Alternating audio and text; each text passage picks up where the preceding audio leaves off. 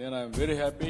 నాకు కూడా ఒక కళ, వెంకటేశ్వర స్వామి బాలాజీ మన రాష్ట్రంలో ఉండడం నా అదృష్టంగా భావిస్తున్నా. ఎన్ని కష్టాలు వచ్చినా ఒక్కసారి వెంకటేశ్వర స్వామిని తలుచుకొని సంకల్పం చేసుకుని ముందుకు పోతే అయిపోతుంది. ఈ రోజు ప్రపంచంలోని రిచెస్ట్ గాడ్ ఎవరంటే మన వెంకటేశ్వర స్వామి. ఏ దేవుడు కూడా అంత పవర్ఫుల్ గా లేడు. ఈ రోజు ఇంకొక పక్కన నా కోరిక కూడా, మీరు చాలా మంది 5 ఏళ్లు అవస్థలు పడ్డారు. ఇప్పుడు ఎన్ఆర్టీ ఉంది.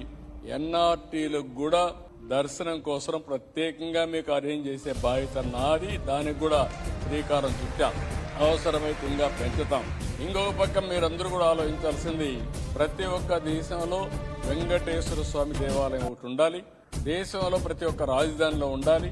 ఇవన్నీ అనుసంధానం చేసుకుని మనం ముందుకు పోగలిగితే హాస్పిటల్ పోయే పని తగ్గిపోతుంది. వారానికి ఒకసారి వెంకటేశ్వర స్వామి దగ్గరికి పోవడం, తెల్లవారితో నిద్రలేసి ఒకసారి మనం నమ్ముకున్న దేవుడికి మనం ఇచ్చేసి ముందుకు పోగలిగితే ఇవన్నీ సాధ్యం అవుతాయి.